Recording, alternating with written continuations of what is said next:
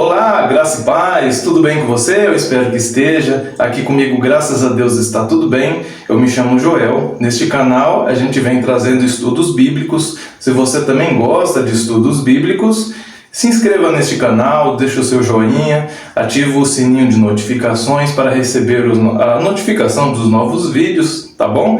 E hoje o estudo é com o nosso irmão Geraldo Moraes. Vamos lá para mais um estudo? Bem-vindos sejam todos meus irmãos aí no Facebook. Muito obrigado pelo carinho, pelo amor. Estamos juntos, unidos pela cruz de Cristo. Meus irmãos no YouTube, obrigado pelas visualizações, pelos comentários. Estamos em defesa do Evangelho de Cristo. Bom, o tema da nossa mensagem é antes da cruz e depois da cruz. Antes do ano 70 e depois do ano 70. Vamos ouvir o que disse o apóstolo Paulo. Vamos ler, vocês vão ouvir a mim. Vamos ler o que disse o apóstolo Paulo, a epístola dos Hebreus, no capítulo 10, no versículo 36 e 37. Olha lá. Com efeito, tendes necessidade de perseverança, para que, havendo feito a vontade de Deus, alcanceis a promessa. 37. Porque ainda dentre pouco tempo, aquele que vem virá e não tardará. Vamos fazer uma breve confissão. Senhor Jesus Cristo, eu te louvo e eu te exalto, porque tu concede a nós, meros mortais na carne, a fazer uso de uma porção da tua santa palavra. Esta palavra que é viva, ela é eficaz e ela é mais penetrante do que qualquer espada afiada de dois gumes. Esta noite, mais do que nunca, neste tema difícil, eu te peço que tu me uses, porque eu vou usar a tua palavra. E todo o povo de Deus reunido diga amém. Amém. Nós estamos alertando, abrindo os olhos das pessoas e mostrando no Evangelho o que os pastores não pregam. Pastor hoje é uma profissão muito rentável. Ele abre um espaço, bota um CNPJ e diz ao povo, oferece ao povo cura, oferece ao povo saúde, libertação. E o governo não oferece saúde, o governo não oferece libertação. Quem oferece isso? Os pastores de plantão. Aí você sai lá de fora, desempregado, o filho na droga, o marido desempregado, com doença, que é um caos, a saúde é um caos. Aí você entra nesses alçapões, dizendo, ali está a cura, ali está uma porta, vou fazer uma campanha para o meu marido ter um emprego, ou eu ter um emprego, ou meu filho sair da droga. Só que nada disso é de graça, isto tem um custo. Se você está desempregada, vai ser você que vai limpar a igreja, tá? Se você está desempregado, é você que vai servir o pastor lá no gabinete dele da água. É você que vai ficar orando pela igreja lá no monte, buscando. Se alguma coisa der certo, o pastor tem visão de Deus. Se alguma coisa der errado, você está em pecado.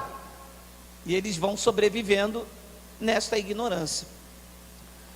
Nós temos um chamado a tirar o engano, a abrir o Evangelho e lê-lo, e ler. Não aceite nada do meu pensamento, senão eu posso manipular você, como você já foi manipulado. Tem que abrir o Novo Testamento. Testamento é algo que o testador faz para garantir a sua herança. Você só vai viver a sua herança se o testamento for aberto. Essa noite eu quero falar com vocês desse assunto. Antes da cruz, depois da cruz, antes do ano 70, depois do ano 70. Quem vive em graça conhece essa terminologia, antes da cruz. Por quê? Porque quem vive antes da cruz ainda está esperando o Messias. Correto? Correto. Isaías viveu antes da cruz, esperava o Messias. Os apóstolos, Mateus, Marcos, Lucas, estavam esperando o Messias. A mulher, lá na noite, quando Jesus encontrou com ele, na noite não, quando Jesus encontrou com ela no poço de Jacó, ela disse: eu sei, quando o Messias vier. Então quem vive antes da cruz está esperando o Messias, as promessas se concretizarem, e ainda estão vivendo de religiosidade. Por exemplo, batismo nas águas era antes da cruz. Por quê? O Messias não tinha vindo ainda a batizar com o Espírito Santo. Então, grande parte da igreja está vivendo antes da cruz. Antes da cruz tem jejum. Quando você pega alguém que vive antes da cruz, ela diz assim para você: ué, mas não está na Bíblia que tem que fazer jejum? Não, está antes da cruz. Depois da cruz o Messias veio, ele jejuou no meu lugar. Ué, mas não está na Bíblia que tem que dar dízimo? Não, tem que dar dízimo antes da cruz, era a lei de Moisés. Depois da cruz é a graça. E eu vivo agora antes da cruz ou depois da cruz? Eu vivo depois da cruz. Antes da cruz, todos eram pecadores. Depois da cruz, os eleitos foram perdoados, justificados por graça. Então, quando eu nasci, eu já nasci reconciliado, perdoado, justificado, porque eu nasci depois da cruz. O que os lindos pastores fazem? Levam você para antes da cruz e te apresentam você pecador, miserável, e mostra isso onde? Antes da cruz. Mas eu não vivo antes da cruz. Um outro exemplo foi quando Davi disse assim, ó: em pecado me concebeu a minha mãe. Davi disse isso. Claro, porque Davi nasceu antes da cruz. Então, quando Davi nasceu, o pecado não tinha sido aniquilado por Cristo. O sangue não havia sido derramado por Davi, certo? Certo. Então, quando Davi nasceu, ele nasceu em pecado. Então, Davi disse: em pecado me concebeu a minha mãe. Agora, e eu, que nasci depois da cruz, minha mãe já não me concebeu em pecado, porque o pecado foi aniquilado na cruz do Calvário, sobre a minha vida e sobre a vida de todos os eleitos. O pecado que eu me refiro é o pecado de Adão, que existe o pecado de Adão e existe o pecado que são obras da carne, que significa errar o alvo. Esse todos vamos cometer até nós deixarmos esta habitação.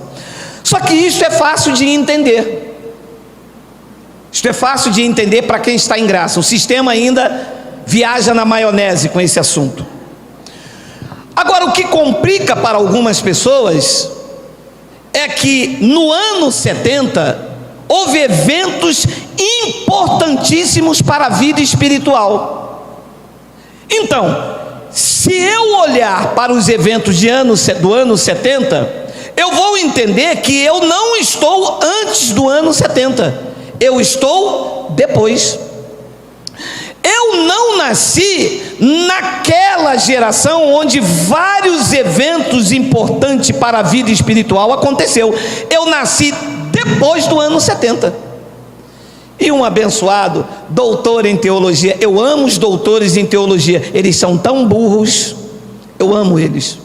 Ele disse para mim assim: mas lá no ano 70 eu não vi nada. Eu falei: você não nasceu naquela época?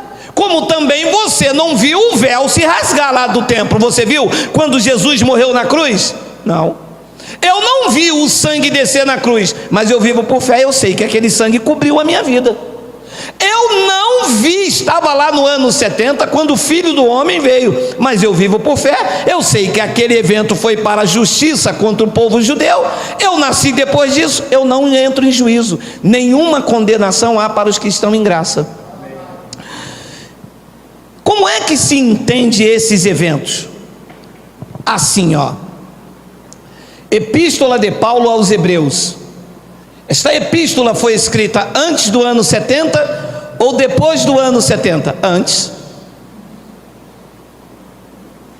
O que é que os crentes acham? Que Paulo está escrevendo esta carta ao Brasil, ou à França, ou que Paulo está escrevendo isso aqui e imaginando assim, eles vão ver isso aqui numa tela Samsung, numa televisão 4K. E Paulo pensava isso? Você acha que Paulo, quando escreveu isso aqui, escreveu assim: eu vou escrever isso aqui, e quem vai ver isso vai ser lá em 2019 num data show multimídia? Paulo tinha isso em mente?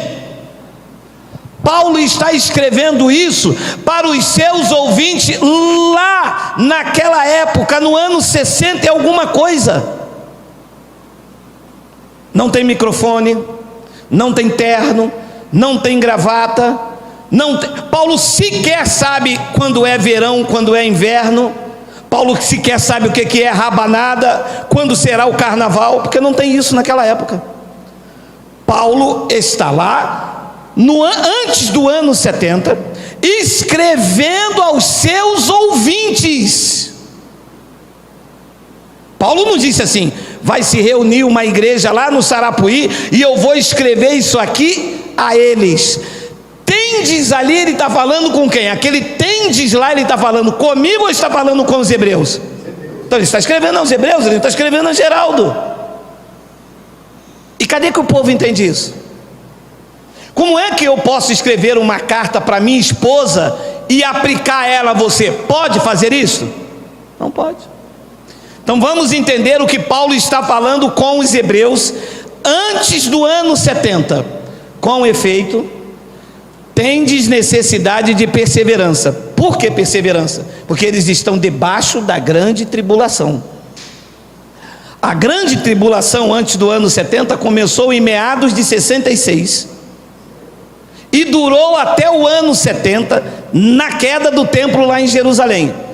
Jesus de Nazaré disse no seu sermão escatológico em Mateus 24, que aquele que perseverasse até o fim é que seria salvo. Todos os que viveram naquela época tinham que viver de perseverança.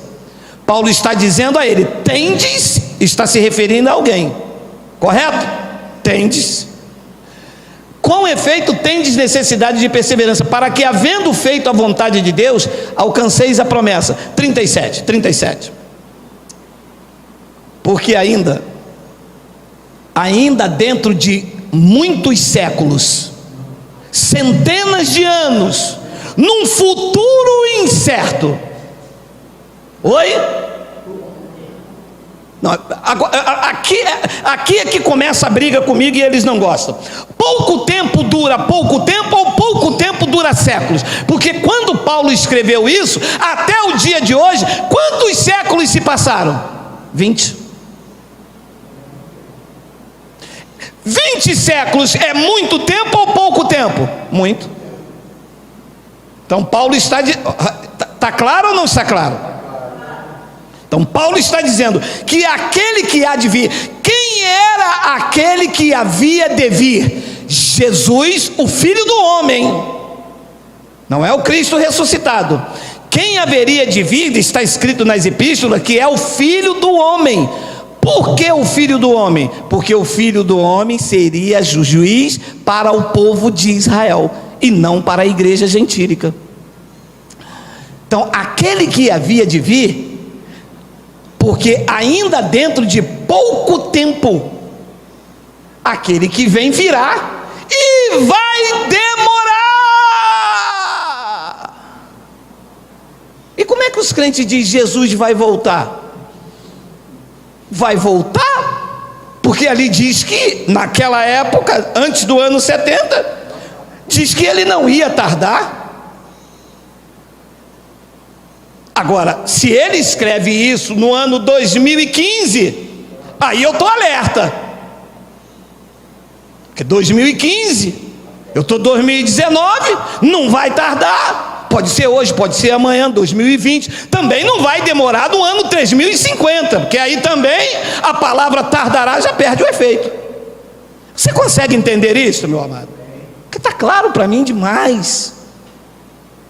Então, o que está acontecendo aqui? Ele está escrevendo antes do ano 70. No ano 70 ele veio como ele prometeu em Mateus 24. Tardou? Não, chegou rápido. Então, a igreja não consegue entender isto, sabe por quê?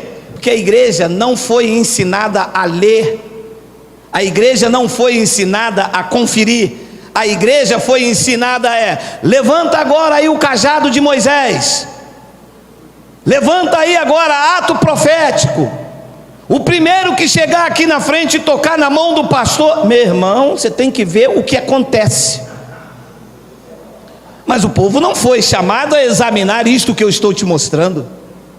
Então, quem viveu antes do ano 70 estava esperando a volta de Jesus, e todos os apóstolos, todos eles anunciaram a vinda de Jesus como Filho do homem.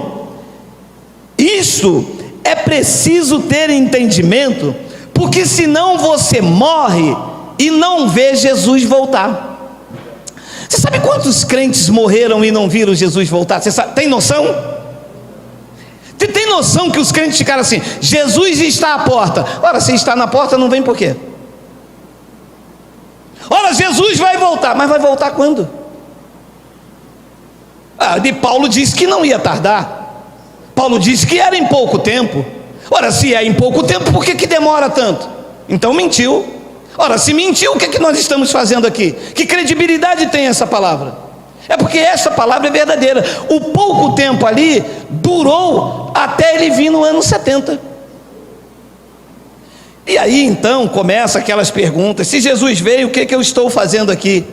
Ora, se Jesus morreu na cruz lá no ano 33, o que nós estamos fazendo aqui? Então, meu amado, é preciso ter muito discernimento, sabedoria, silenciar o coração, ter humildade e mergulhar nas revelações. Olha o que diz Mateus capítulo 24, versículo 6, vamos ler até o 14.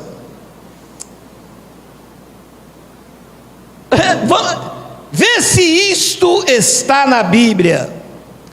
E certamente ouvireis falar de guerras, rumores de guerra. Vede, não vos assusteis, porque é necessário assim acontecer, mas ainda não é o fim. 7. Porquanto se levantará nação contra nação, reino contra reino, e haverá fomes e terremotos em vários lugares. 8. Porém, tudo isto é o princípio das dores. Então sereis atribulados e vos matarão, sereis odiados de todas as nações por causa do meu nome. Sereis ali está falando com alguém. Com quem era? Os discípulos. Você estava lá? Porque ele está falando isso aqui com alguém. Era com você? Você viveu nessa época aqui para ele estar falando com você? Então ele está falando com quem aqui? Com os discípulos. Mas o que os pastores dizem? Que pega isso aqui e diz que está falando com você. Mas você não estava lá. Ali sereis está falando com alguém. Sereis odiados de todas as nações por causa do meu nome. 10. Nesse tempo, muito hão de se escandalizar, trair, odiar uns aos outros. 11. Levantar-se-ão muitos falsos profetas e enganarão a muitos. 12. E por se multiplicar a iniquidade, o amor se esfriará de quase todos. Deixa eu ver até onde nós vamos ler. 14. 13. Aquele, porém, que perseverar até o fim, esse será salvo. Salvo de quê? Que perseverança não salva ninguém. A salvação é por graça ou por perseverança? Então, perseverança não salva ninguém. Então, esta salvação era de quê? Da tribulação que eles estavam passando, da guerra, da nação que se levantou lá no ano 70, quando Nero perseguiu os cristãos, crucificou Pedro de cabeça para baixo, decapitou Paulo em Roma. Era esta a grande tribulação, e quem perseverasse seria salvo de tudo aquilo. Aí o pastor vem aqui e prega assim: olha, está escrito que quem perseverar até o fim será salvo. Salvação não é por perseverança, salvação é por graça. Então está salvo ali de tudo isso que ele está falando. Mas olha o que diz o 14: e será pregado este evangelho do reino por todo o mundo, para testemunho a todas as nações, e então virá o fim. Então, o fim daquela geração tinha que acabar, porque toda geração começa e acaba. Aquela geração em que Jesus está vivendo lá, que era a geração do ano 70, ele viveu até o ano 33 da era cristã, aquela geração ia acabar. Mas para aquela geração acabar, o que é que tinha que acontecer também? O evangelho ser pregado. Então, os apóstolos foram por todo o mundo de então, porque não havia Brasil, não havia Canadá, o mundo ali compreendia Roma e a Judéia e as cidades circunvizinhas. Esse povo ali que compreendia aquele mundo tinha que ouvir o evangelho. Quem é que ia pregar? Pedro, Tiago, João e Paulo. Pedro, Tiago e João foram para os judeus, com a linguagem dos judeus, e Paulo foi para os gentios. Olha o que disse Pedro, 1 de Pedro 4,17: porque a ocasião de começar o juízo pela casa de Deus é chegada. É chegada ou vai demorar, Pedro? É chegada. E que ano Pedro está falando isso? Antes de 70 ou depois do ano 70, para a gente esperar essa chegada? Antes do ano 70. Pedro disse: é chegada. Agora, essa casa de Deus em que Pedro, como os judeus, diz é quem? Não era o templo lá em Jerusalém, que era a casa de Deus? Sim. Se esta palavra é para o dia de hoje, cadê o templo de Deus construído aí? Não tem. Tem? Tem. O templo de Deus hoje é quem? Somos nós.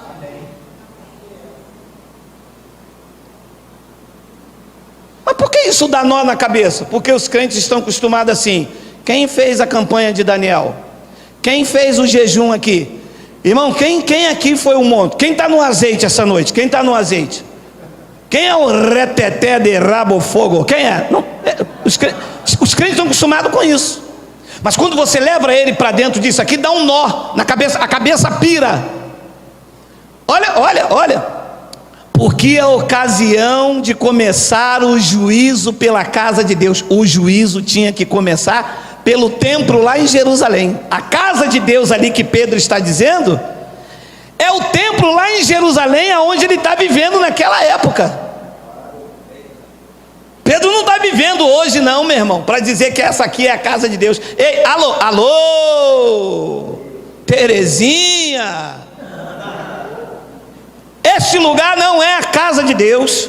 As igrejas que vocês fazem de pedra não é casa de Deus. As sinagogas de vocês não é a casa de Deus. As congregações de vocês não é a casa de Deus. A casa de Deus são vidas compradas por Cristo. Essa é a verdade. Não, porque nós entramos agora na casa de Deus. Aí aplica essa passagem. A casa de Deus em que Pedro se refere antes do ano 70 era o templo em Jerusalém que ainda estava de pé. E ele diz que o juízo pela casa de Deus é chegada. Ora, se primeiro vem por nós, ele se colocou, ele estava vivo então, né? Se primeiro vem por nós, qual será o fim daqueles que não obedecem ao evangelho de Deus? 18, tem 18. E se é com dificuldade que o justo é salvo, onde vai comparecer sim o ímpio, o pecador? Era Pedro pregando antes do ano 70 que o juízo, que o Filho do Homem viria como juízo, estava anunciando aos judeus que ele estava vindo. A mesma coisa fez Tiago capítulo 5, versículo 8 e 9, olha lá. Olha aí. Sede vós também pacientes, e fortalecei o vosso coração, pois a vinda do Senhor vai demorar mais de 20 séculos. Ora, se Tiago está escrevendo isso antes do ano 70, todas as cartas do Novo Testamento estão antes do ano 70, tá? Nenhuma foi escrita ontem, em 2015, nem em 2010, tá? Que a escola dominical não ensinou isso, ensinou? Porque a gente lê como se parece que foi escrito semana passada e vai se cumprir agora.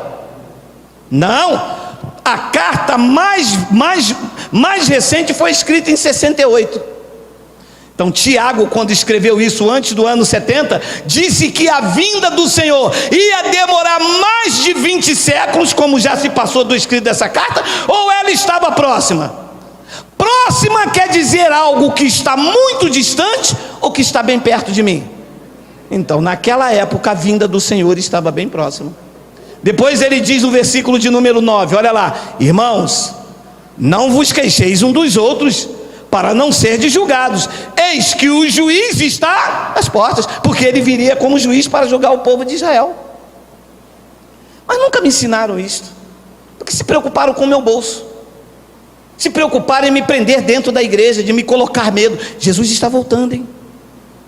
Jesus está voltando. Eu tinha mais ou menos, hoje vou fazer 54 anos. Eu tinha mais ou menos 18 anos, ia para o quartel, e tinha um tal do profeta aqui no Rio de Janeiro, chamado Gentileza. E o profeta Gentileza dizia: Jesus está voltando. Ui, mas Tiago diz que ele está às portas. Tiago diz que está próximo, e já se passaram 30 anos. Olha o que disse Apocalipse capítulo 1, versículo 3.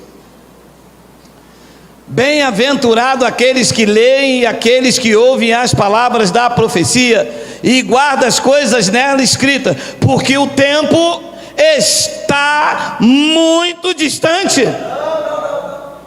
Meu amado, se todos eles, Paulo, Pedro, Tiago, João no Apocalipse, disse que a vinda de Jesus naquela época, antes dos anos 70, estava próximo, porque os crentes estão esperando séculos para ele vir?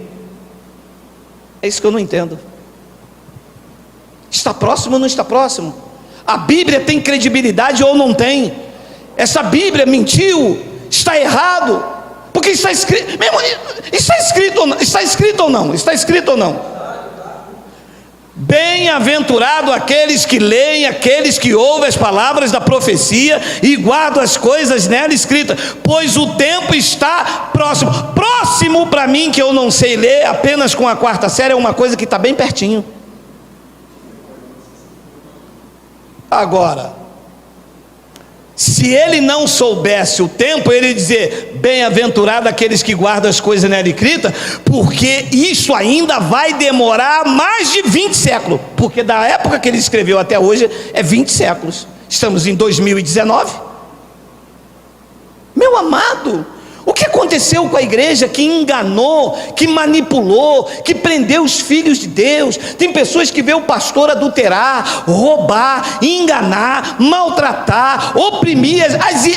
Meu irmão, quem mais sofre são as ditas missionárias dentro da igreja. Ei, Tarabacéia, Manamanaia. É como sofre uma mulher de Deus, e eles oprimem, e eles botam no banco, e botam o nome ali, e eles chamam a atenção na frente de todo mundo. É um desrespeito, porque se Jesus voltar, Manamanaia, meu amado, vem com o negócio de Manamanaia. O povo foi enganado a vida inteira. Paulo pregou o evangelho a toda criatura naquela geração.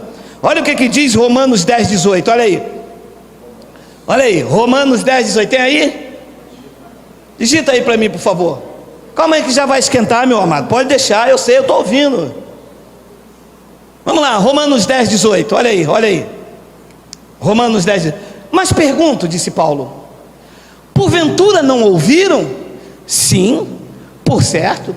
Por toda a terra se fez ouvir a sua voz, e as suas palavras, disse Paulo, até os confins do mundo. O evangelho foi pregado a toda criatura naquela geração, ou não foi?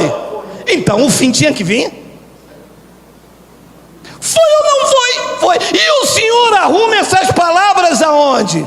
No Manamanaia.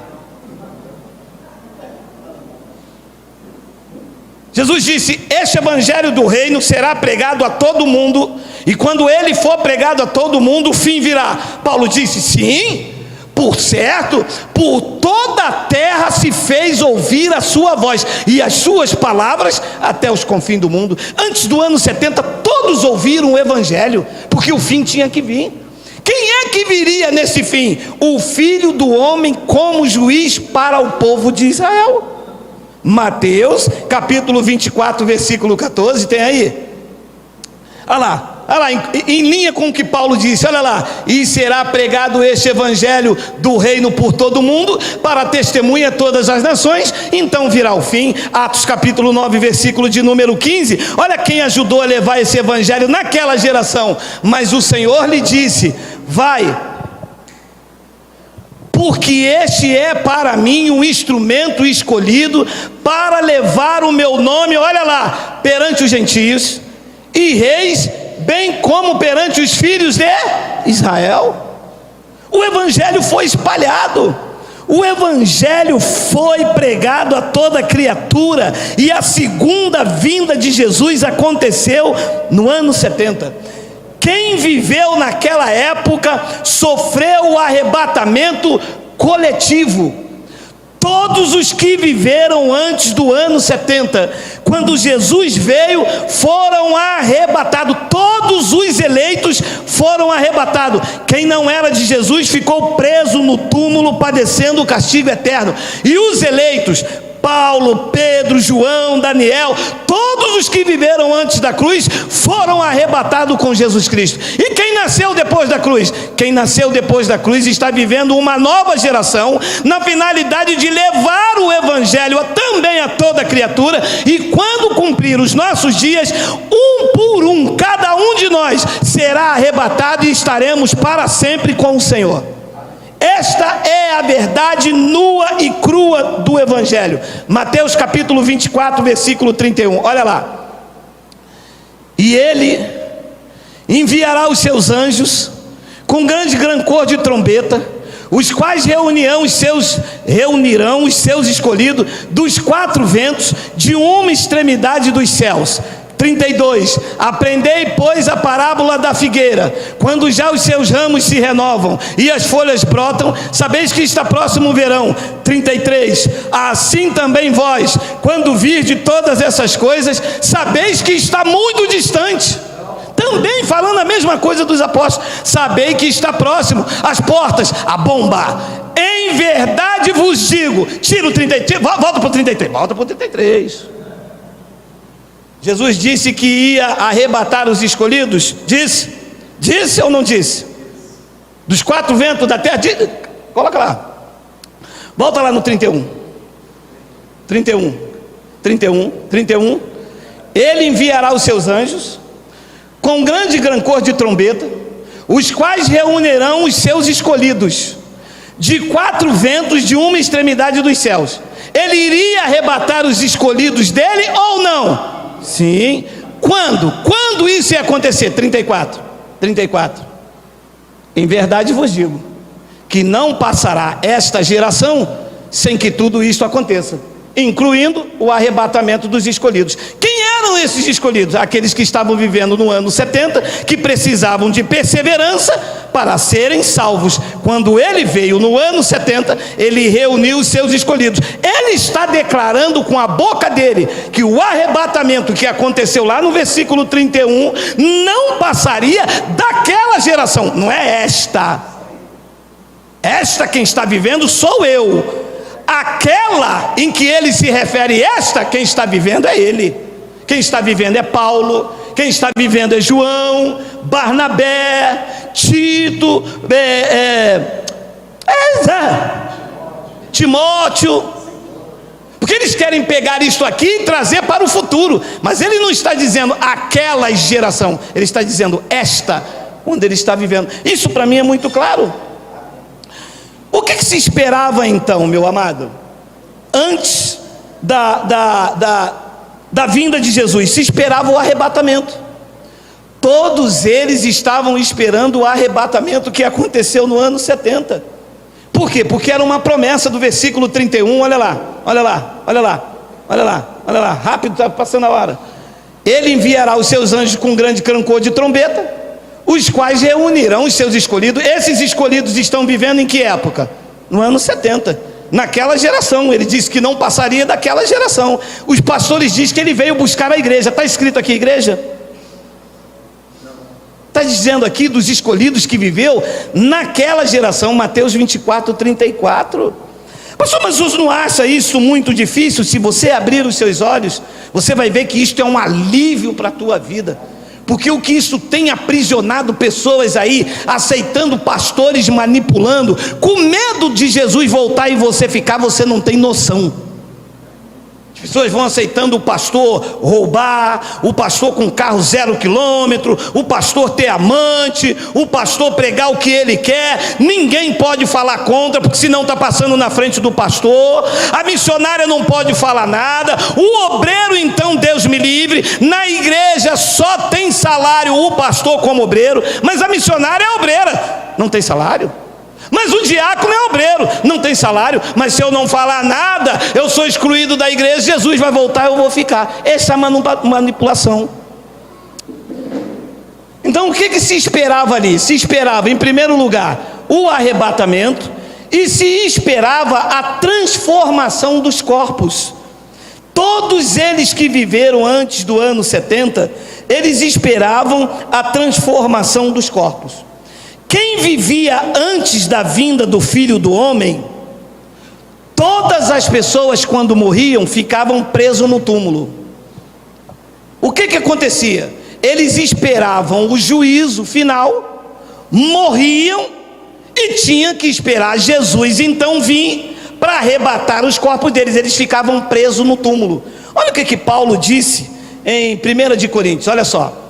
E então virá o fim, quando ele entregar o reino ao Deus e Pai.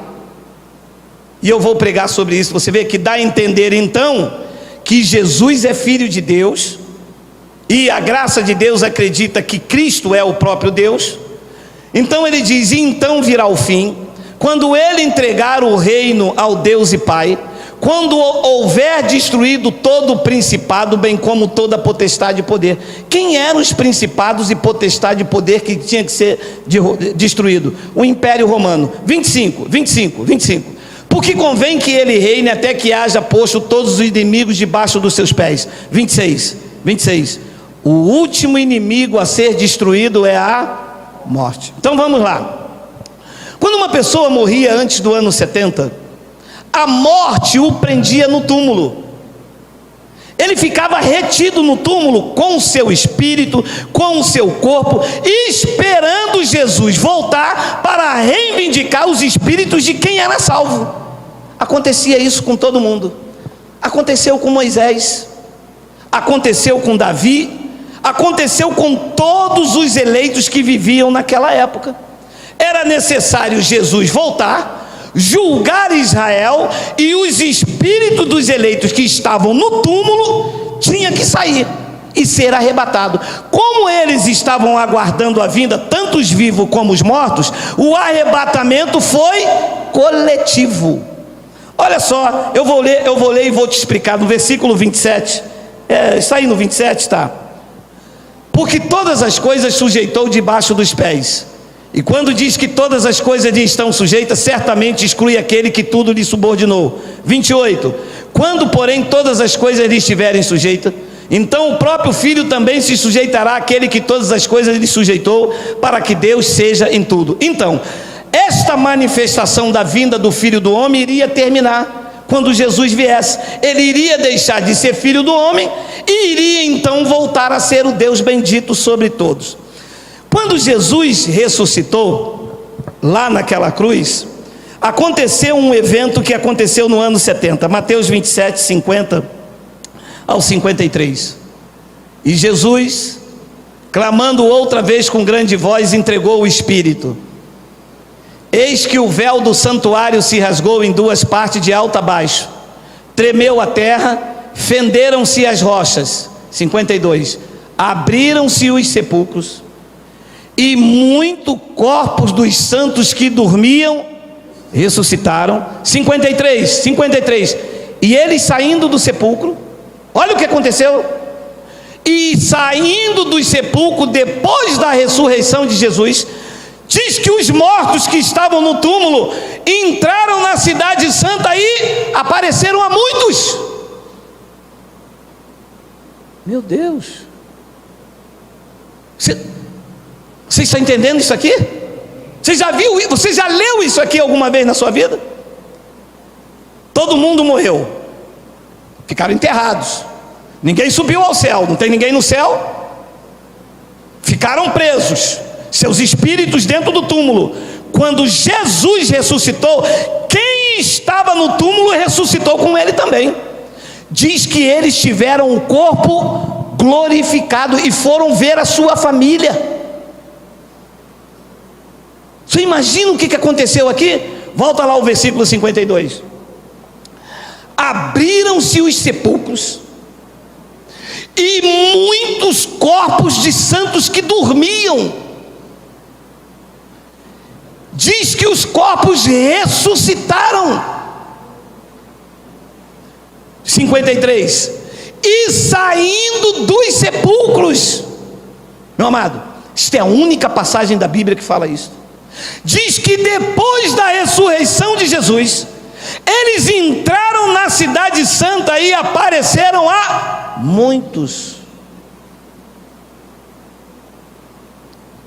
Como a lei continuava, porque o templo estava de pé, então a morte prevalecia, porque a lei era um ministério de condenação e morte. Então, quem ia morrendo e não acompanhou esse evento, o corpo continuava no túmulo, porque a lei prevalecia, o templo estava de pé, e a lei era um ministério de condenação e morte. Mas quem estava no túmulo naquele evento da ressurreição, experimentou a transformação dos corpos, e levantaram do túmulo, e com o corpo glorificaram, foram ver a muitas pessoas. Quando é que este evento se repetiu de novo e de forma definitiva? Quando o templo em Jerusalém caiu, Jesus veio e reivindicou todos os corpos que estavam dormindo no túmulo, e de lá para cá a morte não prevalece mais, porque o templo não está de pé.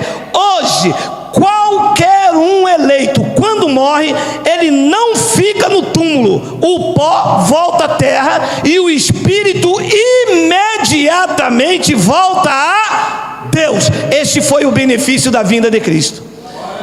Se isso não tivesse acontecido, eu ia morrer e o meu espírito ficar dormindo no túmulo, esperando não sei quanto tempo um Jesus voltar. Como ele veio no ano 70, se eu morrer aqui agora, o meu espírito vai direto para Deus, e o pó fica no túmulo. Se eu morresse antes do ano 70, eu iria ficar preso no túmulo esperando ele voltar. Paulo explicou isso em 1 de Coríntios 15, olha lá, versículo 51. Olha lá, olha lá, olha lá. Paulo está escrevendo antes do ano 70 ou depois do ano 70?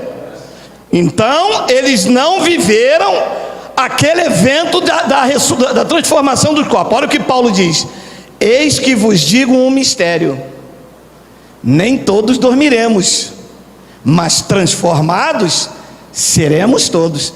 Qual foi essa transformação? A transformação dos corpos, daqueles que experimentaram na ressurreição de Jesus, levantaram do túmulo e apareceram a muitos com um corpo glorificado, porque não poderia dizer no mesmo corpo, porque senão seria a reencarnação. Então ele disse: eis que eu vos digo um mistério. Mas ele não está falando comigo nem com você, porque nós não vivemos naquela época ali. Ele está falando com os seus ouvintes lá na cidade de Corinto, e é muito bom aprender isto. Eu não estou falando com o Zaire, com a França, eu estou falando com vocês reunidos como igreja. Paulo sequer sabia que nós estaríamos reunidos aqui esta noite. Paulo sequer sabia que o Brasil ia ser descoberto. Paulo sequer sabia que suas epístolas virariam uma coletânea. Paulo está falando com os seus ouvintes para que eles aprendessem o que estava por vir a qualquer momento naquela geração. Eis que vos digo um mistério: nem todos dormiremos, ficaremos retidos no túmulo, mas transformados seremos todos. Segura. Você já ouviu no meio pentecostal a pessoa dizer assim: a minha irmã dorme no Senhor? Quê? A tua irmã faz o quê? Dorme. Como é dormir no Senhor? Como é que o espírito dorme? Como é que o espírito dorme? Não dorme. As pessoas pensam que lá no céu está um corpo de carne lá, a visão é essa, tá? Dormindo lá no céu. Para quê? Bilhões de pessoas mortas lá no céu. Para quê? Segundo eles, esperando Jesus voltar, para eles ressuscitar, para eles vir a essa terra, para depois ele destruir tudo e para depois subir todo mundo de novo. Pô, mas que volta. No céu não tem ninguém dormindo, porque espírito não dorme. Espírito é ativo. Quem dormia era antes do ano 70. Do ano 70 para cá, os espíritos já estão lá. Aquela pessoa que morreu, que você pensa que o corpo dela está dormindo, o pó comeu aquela carne há muito tempo. O que está lá no céu, o espírito dela reinando com Cristo para a eternidade. E isso é que está lá no céu. Paulo diz: eis que vos digo um mistério, nem todos dormiremos, mas transformados seremos todos. 52, num momento, num abrir e fechar de olhos, ao ressoar a última trombeta, a trombeta soará, e os mortos ressuscitarão incorruptíveis, e nós aqui inclui quem? Nós aqui inclui quem? Paulo!